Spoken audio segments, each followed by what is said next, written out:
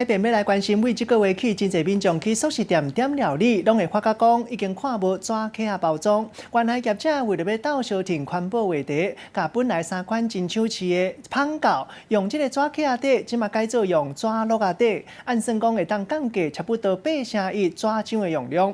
另外，为下个月初6起，若是坐车点料理，还有网络点料理，业者嘛袂阁再主动提供塑胶束讲，希望会当替环保尽一份心力。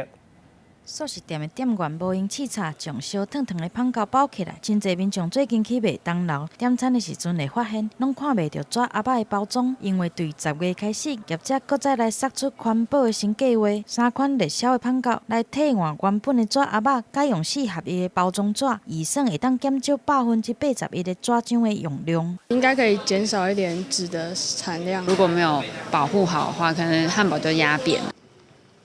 来麦当劳得来速还是可以拿到塑胶吸管，但从11月6号开始，店家将不再主动提供塑胶吸管。除了无要过来用纸盒仔以外，素食店扩大限塑的范围。后个月开始，车道点餐甲网络点餐嘛袂阁再主动提供塑管，改用就口杯，希望继续降低塑胶的使用量。